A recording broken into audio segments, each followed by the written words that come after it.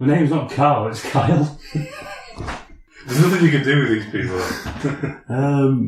So hello everyone and welcome to another episode of the Two Deep Boys podcast. Welcome back. First videoed episode. As you know, I'm Kyle. Sam. Massive week of Champions League games. Big week. Massive European week football in total. Where do you want to start? Only one place to start. Madrid. It's not even Madrid, it's Ronaldo, isn't it? It is Ronaldo. Best goal I've ever watched on TV. There and then. Yeah, I'd agree. We were both watching it together, weren't we? Right here. Just again, the man defies all odds, doesn't he? 33 years old. Comes up with something like that. It was quite spectacular, wasn't it? Freakish goal. Yeah. I think it's just the most unexpected thing to have happened, which is why it was so ridiculous. Because we watch Ronaldo a lot. We watch a lot of Madrid, a lot of Barca. So you watch these top players, you watch the top two players. I would never expect Ronaldo to attempt. I, as a United fan, watched him for United countless times. Watched him for Madrid countless times. I would never expect him to attempt a bicycle kick. Yeah, it's quite funny. I've never actually seen him even attempt one, if I'm honest. No. You know, like in his early days, you see him like dribbling, step overs, beating a man. Recently, he's obviously become such a fine finisher. But that was just, I don't know, it was so unexpected. We saw him going up for the bicycle kick, and it was almost comical, wasn't it? Yeah, like, it was like a pantomime. Yeah. Like, perfect, that's what he had to do. That's funny. Yeah, and I think I agree. I think it's live watching it on TV, probably the best goal I've ever seen, I think. Yeah. I wasn't really around to see the Zidane goal. No, not at the time. And there's been some fine Champions League goals, but I think there and then watching that's probably up there as the best for me. Yeah, for sure. Yeah. Agreed. Any other standouts? If you had to do your top three Champions League goals, what would you say? I would put that as my top one. Yeah, me too. I think there's been other amazing goals. There's that one that we mentioned. Yeah. Watching that back. Just the fact that that's in a final as well. Yeah, it's a win. You think, yeah, that's incredible. Yeah. Anyone who's played football knows how hard that technique is.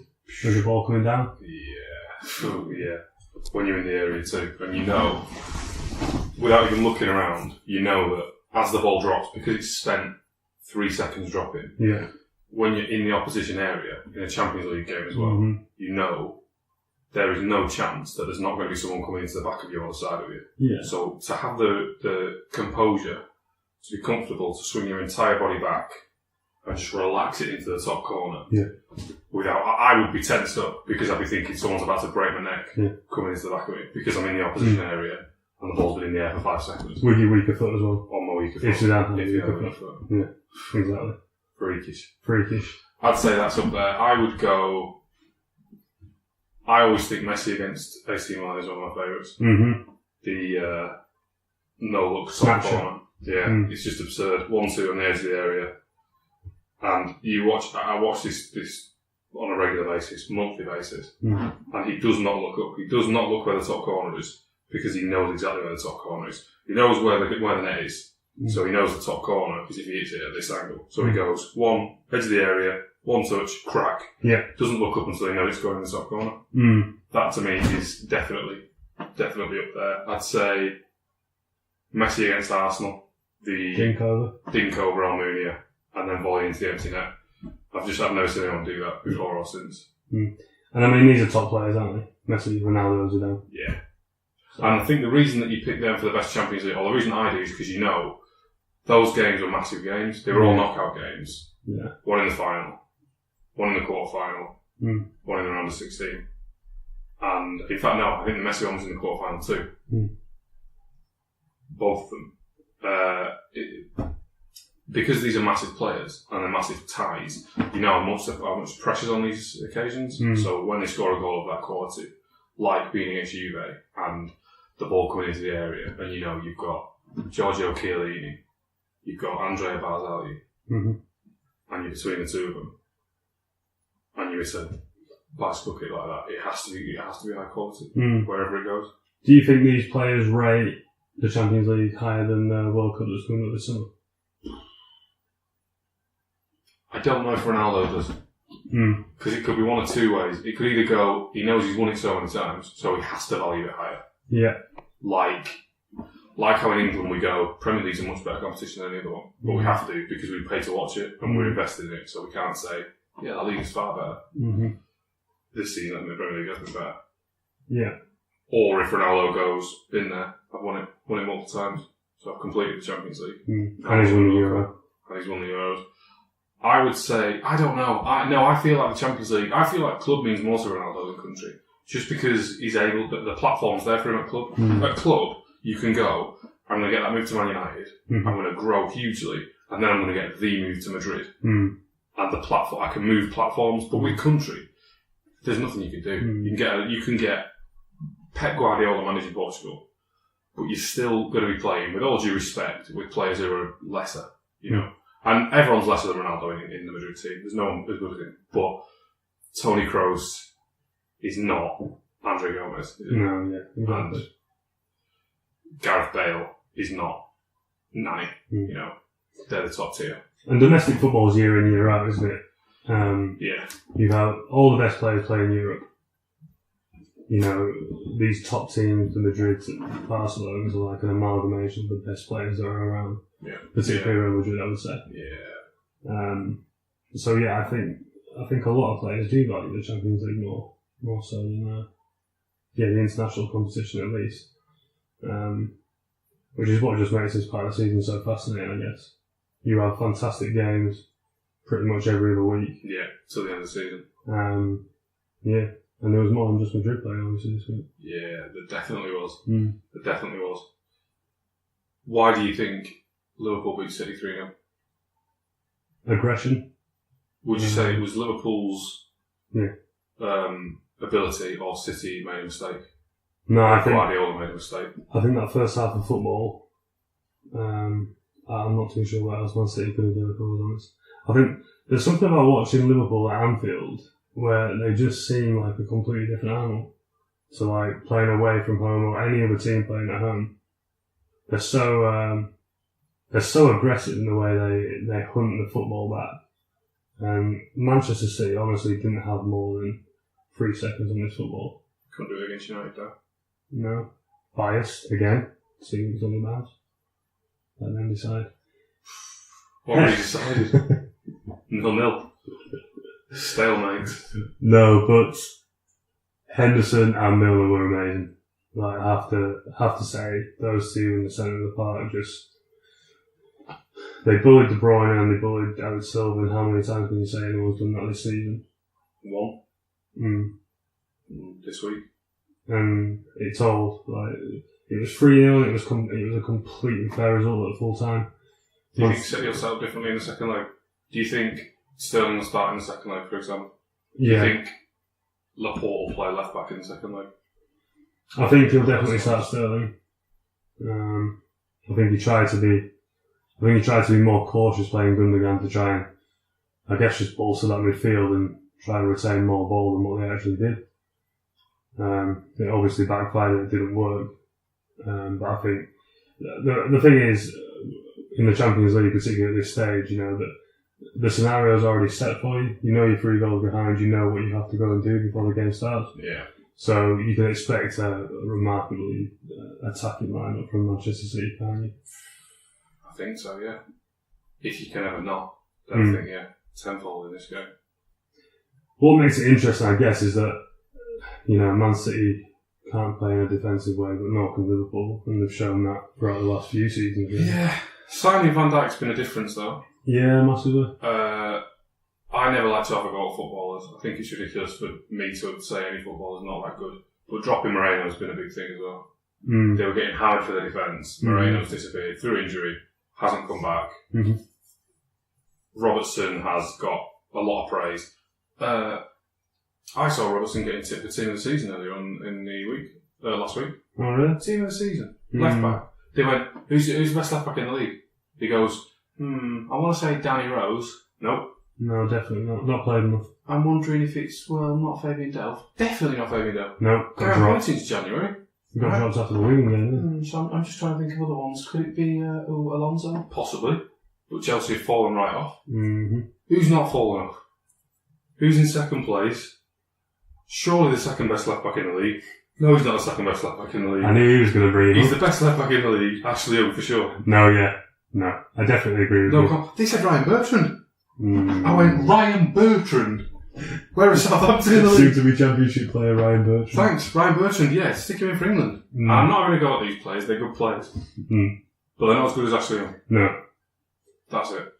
And I guess Ashley Young deserves more credit for the way in which he's actually gone about transforming himself, doesn't he? Freakish.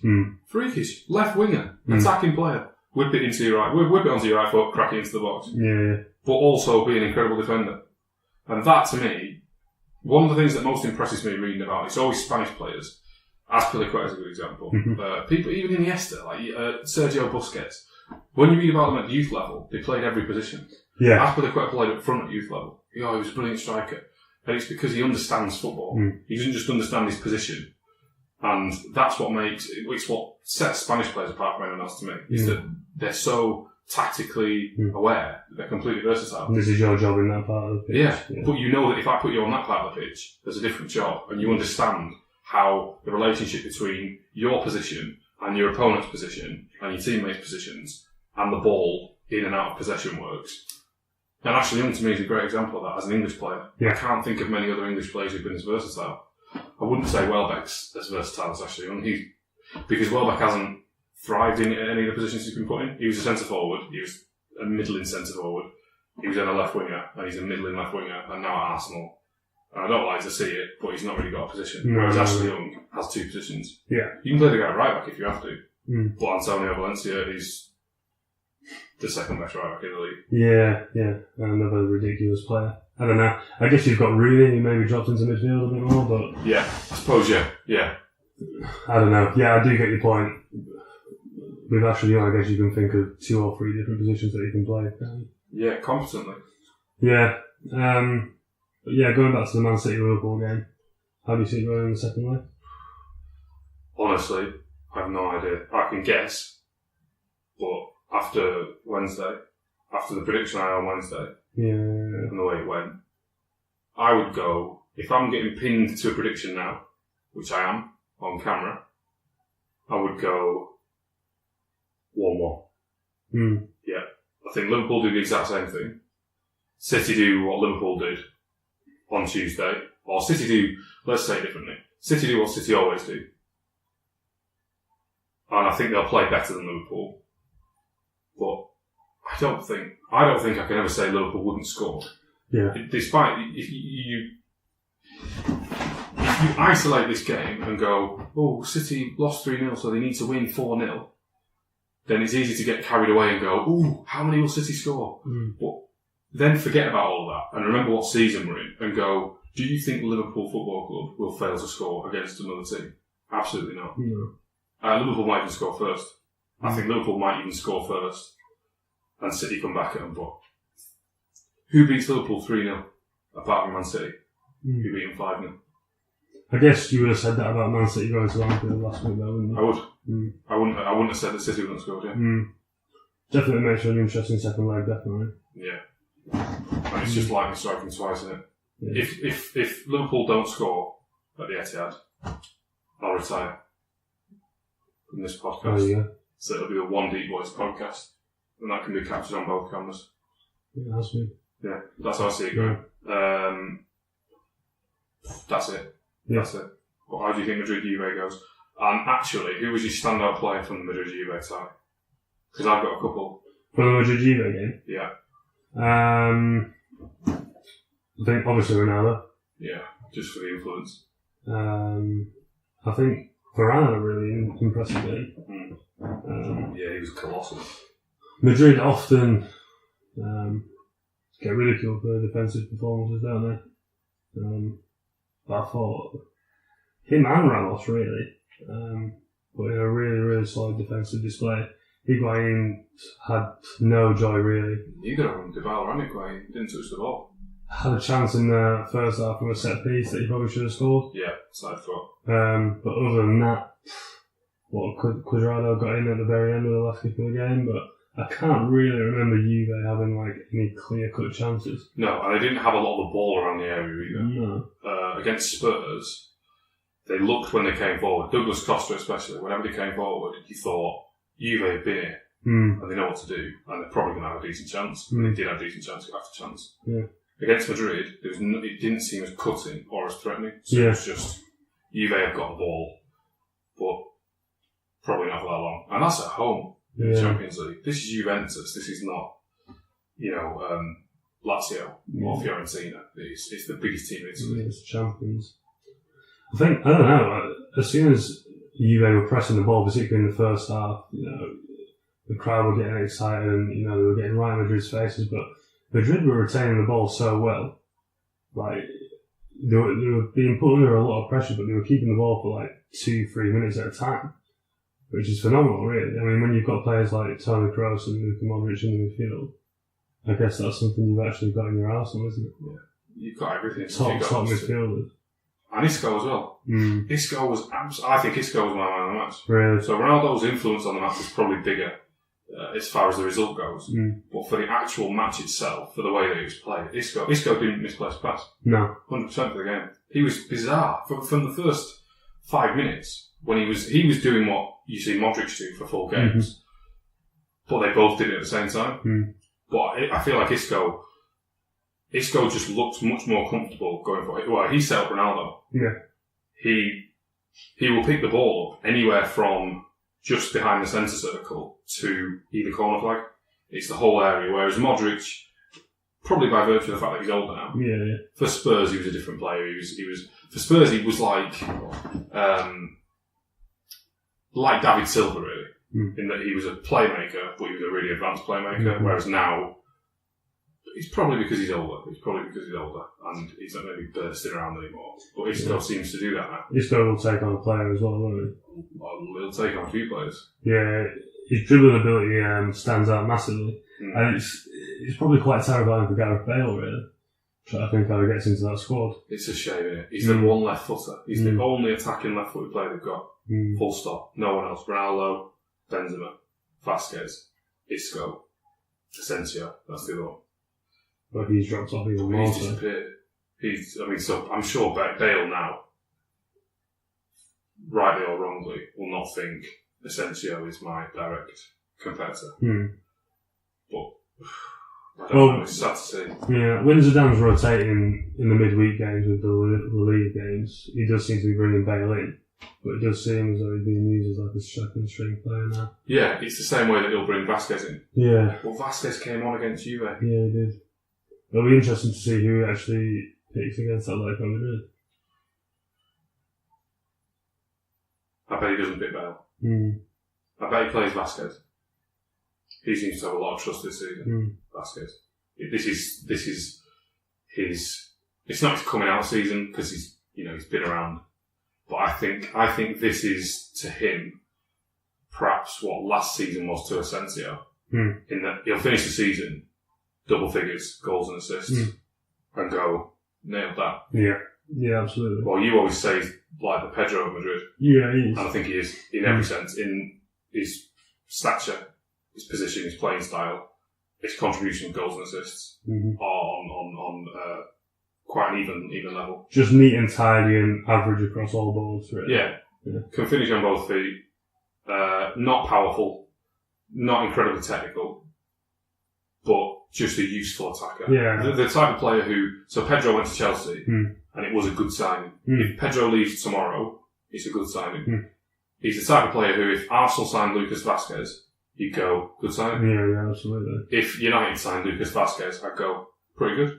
Won't be the best player in the team, but good signing. Got a fantastic option as well. Yeah. I'd say that. Yeah, I think I fully agree with that. So, what score do you think Barca beat Roma on aggregate over the two legs? Having done 4-1 in the first. Because Roma have got the away goal, so I don't feel as though Barca will just play a second string side. No. That away goal is probably the worst thing that Roma could have done. Because now Barca won't relax. Yeah, and they'll probably start Messi as well. No doubt. That guy doesn't want to rest. No. Playing in that competition. Not after Ronaldo's got himself a brace as well. No, exactly. I would say, I think they run out comfortable in the second leg. I think it's 3-0. 3-0, yeah. 7-1. Yeah, 3-0 second leg. I think Messi scores, Suarez gets a double. Specific. Yeah. Possibly. I'd go 1-0. I think Barca will go for it, but I mean they'll be serious. But I think they'll play all the big players. Yeah. If Messi doesn't score, he'll still get man of the match. Still think they'll be incredible, but I don't think they'll be as intense. I think they'll take the game as seriously as they would if it were 0-0. Yeah. But I just don't think they need to expend themselves as much, because Roma are a good side, obviously, because they're at this stage of the Champions League. But have they got players who are going to absolutely put Barca to the cosh? No. Definitely not. The thing is, Barca will just make sure they play a pretty strong midfield. They'll play Busquets, definitely. No doubt. And then they'll just control the game, won't they? They'll have like 70% possession. Yeah. And they won't allow Roma enough ball time to actually hurt them. Yeah. Essentially. It's just like it's almost like a Parma, isn't it? And that's how it goes. That's essentially what it's going to be for 90 minutes. And I think Bayern Sevilla probably goes a similar direction. Yeah. When Bayern Munich get 2 away goals against you, it seems like a good result in isolation to go, bloody hell, 2-1 against Bayern, that's good going. But then when the dust settles and then you get to the Allianz Arena next week and you go, brilliant, so we've only got to score 2 away goals against Bayern or beat them 1-0 in their stadium. Yeah. Don't think we're going to be doing that at Bayern Munich. And Muller scores 2 tap-ins in the first 10 minutes. Definitely. Bayern are too much. They're too much. Yeah, they are. For a lot of teams in Europe. So I think, let me say, Bayern win that 4-0. Bayern beat Sevilla 4-0. Sevilla have to crumble at some point, right? A lot of people thought they would do it against United at Old Trafford. They didn't. But Bayern Munich are not Manchester United. You know, Bayern Munich are far more experienced. Yeah. The quality of the players is irrelevant when you've got the experience that Bayern have got. They've got Franck Ribéry, who for some reason has gone, oh yeah. I want to play again. Yeah, I can definitely do that. Yeah. The guy could flipping come out and play for France in the World Cup. Yeah. That'd be fantastic. I mean, he was doing step-overs and beating the right back. Ridiculous. He was going down the flaming byline. Yeah, it was and mad to chipping see. over the keeper. It was mad to see. How old is he now? 50, I think. It's mad, isn't it? 45. Yeah. I don't know. So I think that's going to be another lashing. Yeah, I mean, it's weird that at this stage in the competition you have like 2 games that you would say were really interesting. Like the Man City, Liverpool game. Yeah, like tonight. The Madrid-Juve game, and then also you had those 2 other ties. And they were almost like foregone conclusions. So yeah. That's strange. But the way it's gone 3-0. Yeah. 3-0. Yeah. 4-1. And the closest one, kind of, Was mine. is Bayern Sevilla. Yeah. And then you would still go, it would not be unreasonable now for every single tie to have at least a 3-goal deficit by the end of it on aggregate. And that's the Champions League quarterfinals. This is the elite European competition. And we're having 3-goal deficits. Assuming that the Bayern game isn't that close. I've kind of assumed that my prediction will be right there. What is your prediction for the Madrid second leg then? In Madrid, 2-1. I'd go Madrid 2-1. It's very rare. You go back to Bayern Madrid. Bayern Madrid a couple of seasons ago. Dortmund Madrid and Barca Bayern in the same season, where the teams were actually getting lashed over 2 legs. Yeah. I don't think teams let it happen anymore. I don't think Juve would go to Madrid and go, there's a chance here that we're going to lose 4-0. I think if they go 1 down, Max Allegri says, we are literally not going to do anything else. We will stop conceding goals now. We'll lose 4-0 on aggregate. We are not going to lose 6 or 7.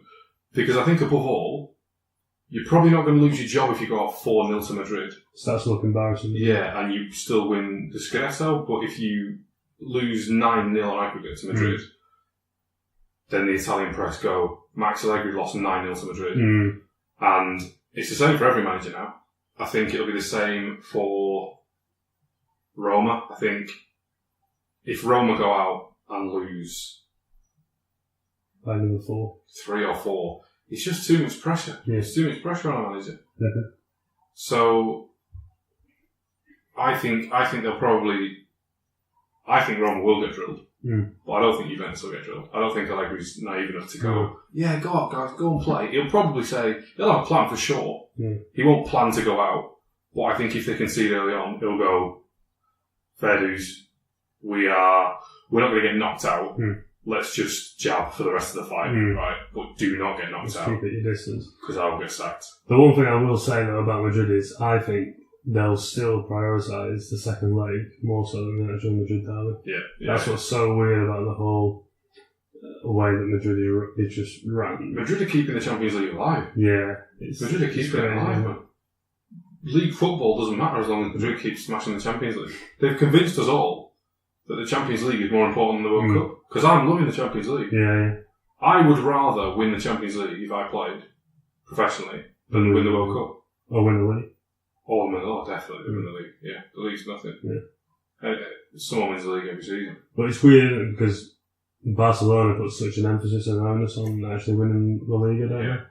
Whereas Madrid are just the European kings, and they've got the best European players to ever play the competition. Fact. And it just makes for just such an astonishing team. A team that was really struggling domestically at the beginning of the season. Question marks over Ronaldo and Zidane, and now all of a sudden they're thinking about like winning the fourth and fifth. Yeah, 4 and 5. Just crazy. Fifth Champions League for Ronaldo. Yeah. Imagine winning 5 Champions Leagues, and imagine winning 6 Ballon d'Ors. And that could easily happen. Because regardless, like, if he keeps putting in these performances and keeps getting two goals, hat-tricks in these knockout games, this is where Ronaldo just again like makes himself known to the world. Yeah, it's coming out at the exact right time.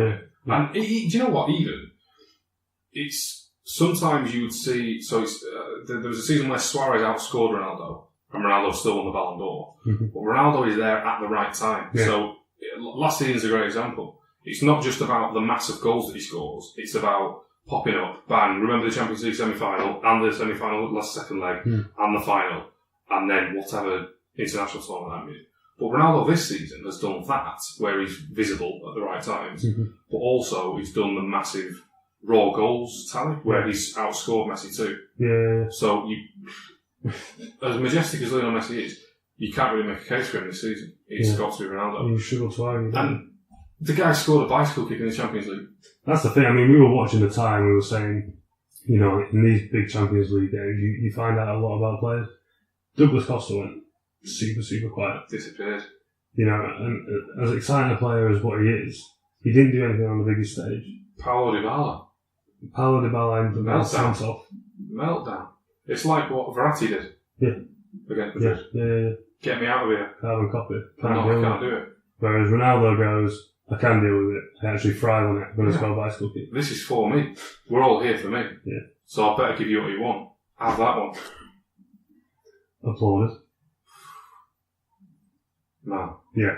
Best Champions League game I've seen for a while, that was. Yeah. Madrid Juve. Completely agree. Not my favourite ever. Go on. 2. Arsenal Barca. 4-1. Messi scores 4. The chip over the keeper. Yeah. Nou Camp. Yeah. Yeah, on the run. Chelsea Napoli. 2012. Yes, I think so. Go on. Stamford Bridge. Trailing in the first leg. Yeah. They've lost 3-2 in the first leg. No, they've lost 3-1 in the first leg. Napoli come to Stamford Bridge. Napoli were killing it. They had Lavezzi, Cavani,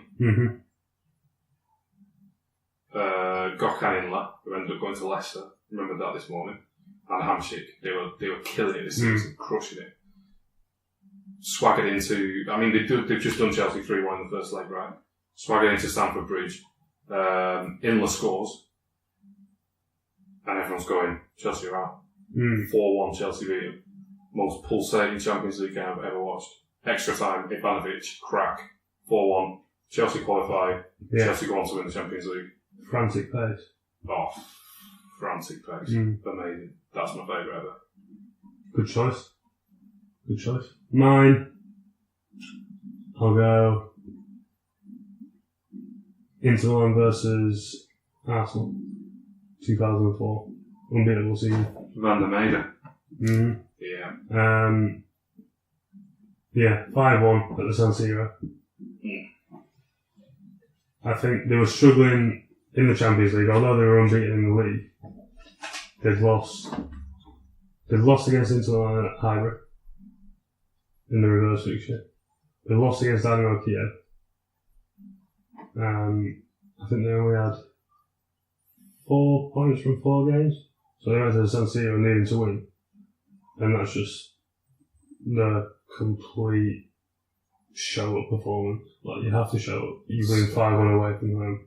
Henry was on fire. Best striker I've ever seen. Scores 2 goals. Freddie Lundberg, Edu, and Perez. It's the Henry one that I remember. I just remember him. Yeah, just burn it. Just down the left-hand side. Yeah. In fact, I think it's the one. Is it the one where he burns down the left channel, comes back onto his right foot, and goes back onto his left foot? Yeah. So Perez makes him an offer. Yeah. So he cuts back. Perez goes, gives the ball, and Henry goes, no, I'm good. Yeah, cracks it across him. Goes across. I'm trying to think of it. Is it Toldo? Yeah, I think it is. It will be, won't it? Yeah. What year was this? 3? 3-4. Yeah, it must have been. It won't have been Cesar. I bet it was Toldo. And that's a hell of a keeper to beat. Yeah, I do remember that Henry goal. That's the choice. Yeah. Arsenal. Yeah. Win the Europa League. Will they? You tell me. I'd love to see the Atletico Madrid final. Yeah, it's the only final anyone wants to see, isn't it? Yeah, and I guess as long as they avoid each other next round, then you would imagine that's what the final's going to be. Yeah. For as much as what Arsenal are struggling in the league, and it's quite bizarre to see how far behind the pack they are domestically this season, they were just far too good. Yeah, it's like watching a side that has. It's as though you'd said to Arsenal, the draw was made 6 months ago, and you said to Arsenal, you've got CSK and Moscow in 6 months. Away you go and prepare. And you said to CSK and Moscow, you might be playing football in 6 months. We'll let you know the day before. And then the day before they went, you're playing Arsenal tomorrow. Yeah. Because CSK and Moscow looked like they had absolutely no idea what to do. Arsenal looked like a team that's been playing football all season. Yeah. And CSK looked like a team that's been playing football for one season. Full stop. I just don't think Moscow could deal with the pace of Arsenal attacking, could they? No, definitely not. There was no defending going on. No. They were standing there going, so if the ball comes over my head, then Hector Bellerin is going to run beyond me. But if he runs beyond me, then he won't be there anymore. Yeah. So I'll have to move behind me to get the ball. And halfway through that thought, ball's gone over, Bellerin's through, across to Ramsey, 1-0. Yeah. Happened all game.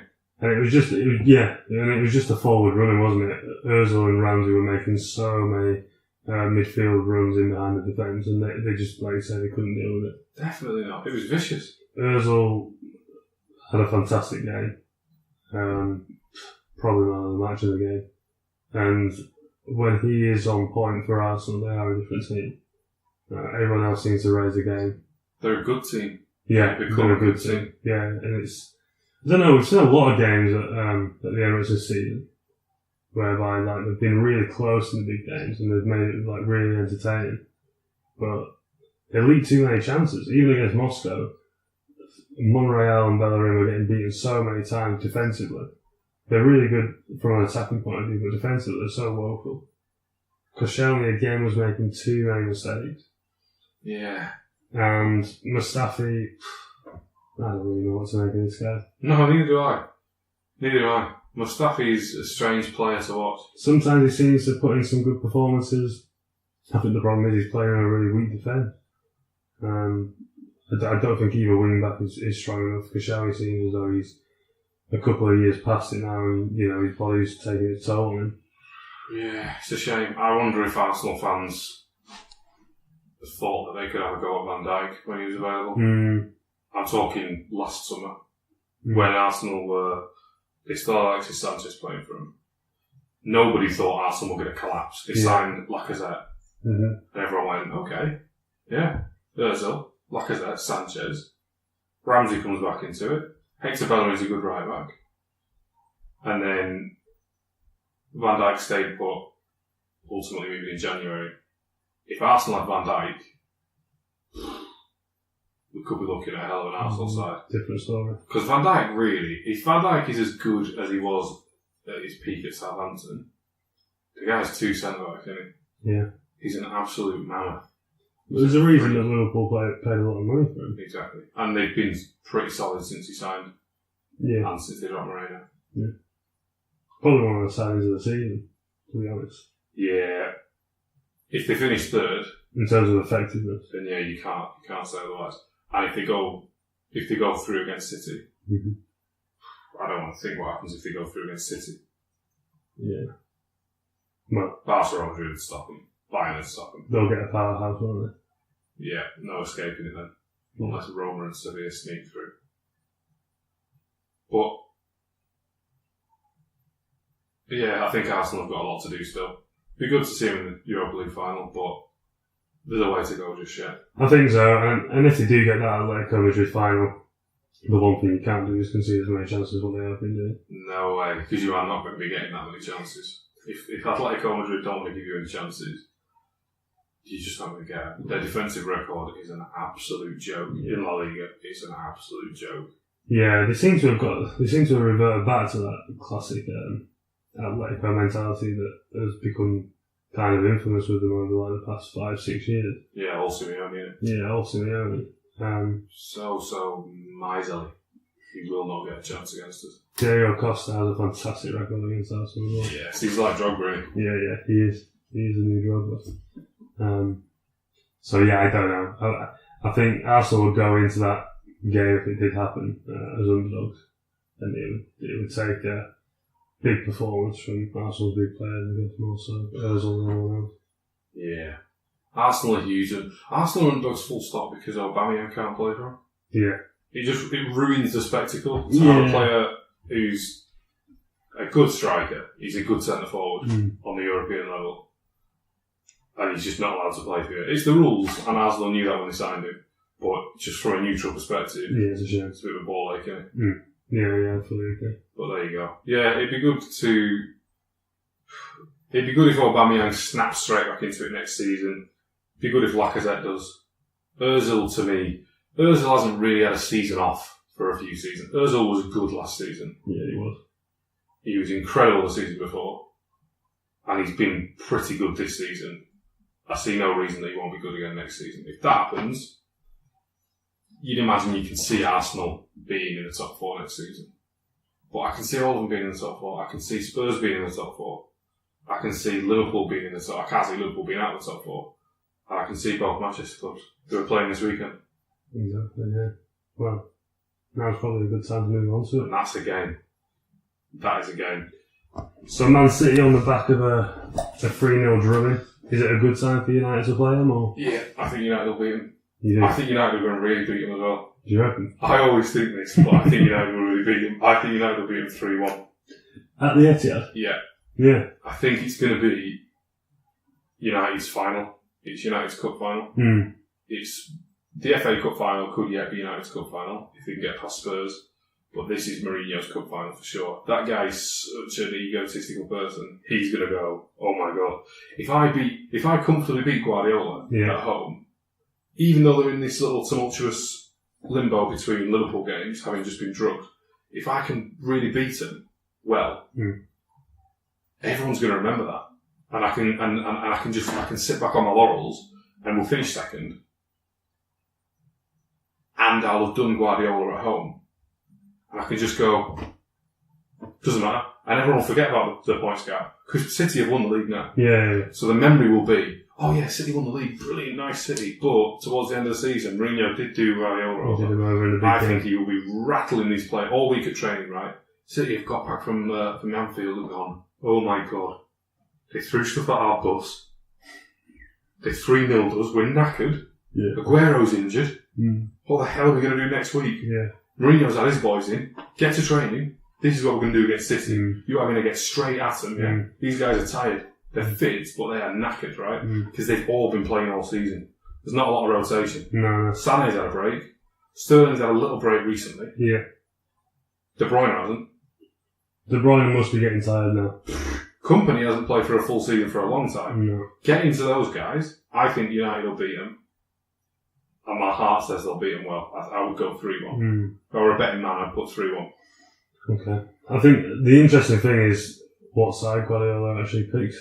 Yeah. Because he knows he has to play Liverpool again. Yeah. And they all have to be on point when they do play Liverpool. It's a bigger game. Oh, for sure. It's far more important. But, do you want to win the league? You want to win the league. Win the league on the day.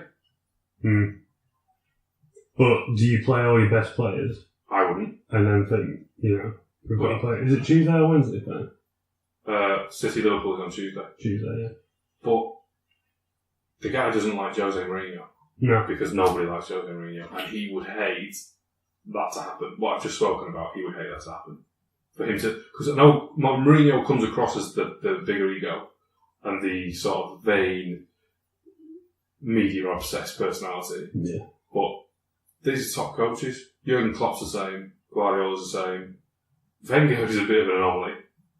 But Pochettino's the same. Mm-hmm. They're massive. They're huge personalities because they have to be. Because they manage huge personalities. Massive club. Guardiola definitely goes, I cannot lose that game convincingly to Jose Mourinho of all people. No. This is our chance to win the league. So whoever he puts out, I think they're going to be bang up for it. I think it's just a case of United having to be more up for it.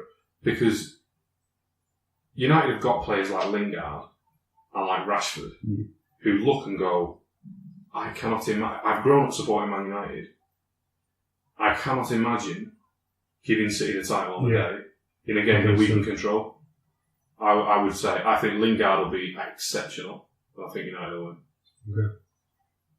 I go your way. I think City will win it. You reckon? Yeah, I do. Who plays up front? For City? Yeah, the three. They'll play Sané again, because he had a shocker against Liverpool. They'll play Sterling. And I think they'll play Jesus again. I don't think he'll actually rotate the squad all that much. I think what he'll be thinking is that he wins the league against United, get that sealed off.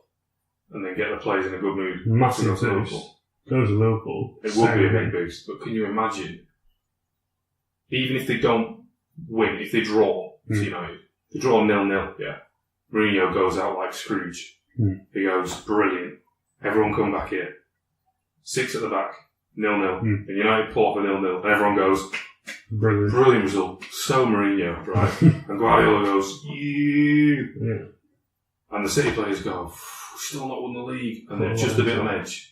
And then they go to Anfield. I think it's as important a game for City as it is for United, probably. Massive. It's a roll of the dice, isn't it? But I do. I think they'll do enough. United are going to settle defensively. You know they are. They have to. Yeah, they have to. They wouldn't know what to do otherwise. But can you imagine that? What a big boost that would be if they win the league and then go, right, off we go again. Yeah. At the Etihad again against Liverpool. See what we can do. We've won the league, whatever happens. We've won the league. After that game against Liverpool, they can rest no matter what. Yeah. Whether they go through, they can rest in the league. Because the league's won. Yeah. Wait until the semi-finals, or just have a crack against Liverpool and see what happens. Yeah. You might come up short, but you sold yourself out by conceding 3 goals really with no response. Yeah. You can't really afford to do that in a Champions League knockout side. No, definitely not. It's going to be a hell of a few days. Who is your man of the match in the Manchester derby? This weekend. Influential player. Game decider. And why? Okay. I'll go Sterling. I think he got dropped. Fresher. Against Liverpool. I think we were taking it as a bit of a kick in the teeth, really. I think he's had a fantastic season. Best goal scoring season he's had in a while. Just influential all season long for Man City. And then gets dropped against Liverpool for a more defensive unit to go out and play, which actually backfires and he has to see his team go down 3-0 in the Champions League. And then gets brought on. and then goes, well, go on, man. I've been playing this team all season. Wow. Now I'm coming on when we've effectively just ruined our Champions League coach. Yeah. So I think he'll see it as a massive, right, well, you're not going to drop me again. I'll show you this time. Yeah, like, that won't happen again. You won't drop me again for another massive game. And I just think he'll be massively up for it, Sterling. How about you? Lingard. Mm-hmm. Lingard. Game of his season. Biggest game of his season. And he's had a good season so far. Because everyone's noticed now. When he did it against Arsenal, he was in the shadows a little bit still. Everyone had gone. If you said to someone, has Lingard done well this season, they'd go, yeah. But now he's had almost a full season of goals and assists. He's played for England now, well, and scored. And everyone's gone, oh yeah, Jesse Lingard. Before, if you'd ask people the best 3 England players, they'd go, Kane, Sterling, and maybe Ali. And now, if you ask them the best 3, they go, Kane, Sterling, Lingard. Yeah. Ahead of Ali. And now that he's come into the limelight a bit more, well, this point of the season, even though United aren't in the Champions League anymore, partly because he wasn't good enough in the Champions League, but none of them were, he's got the FA Cup to play for, and the guy loves the FA Cup, loves Wembley. So he knows he's got that around the corner. So he's coming, I think he's coming into even better form now. He scored that winner against Chelsea, so he's proved now that Lukaku got all the headlines, but no one else headed that ball into the back of the net. That was Lingard. He likes the big games, doesn't he? Like exactly. Stage, yeah. He knows now. The cameras are on him now. Yeah. He did an interview with Rashford the other day. They're coming to interview Jesse Lingard now. They're not going to interview Ibrahimovic because he's gone. Yeah. They're not interviewing Pogba because he's not having the best time recently. They go, who should we interview at Manchester United? Who's doing well? And they go, Jesse Lingard's doing really well. And he's English, and the World Cup's coming up. So he's the man now for the media, and for Mourinho, and for Gareth Southgate. Yeah. So I think he will either do absolutely nothing, and he'll go, I need to have a real think now if I can be the big man. Or he'll go, I'm going to light it up. Because this is the game left. Yeah. I've had a good game against Arsenal, I've had a good game against Chelsea. Didn't do it against Spurs. If you're watching, Jesse, Spurs in the FA Cup semi-final, good time to do it. So see. Big time for him. Big time for him. Big time. So we've got time for. Cool. Good talking. Good talking. Good listening. Okay.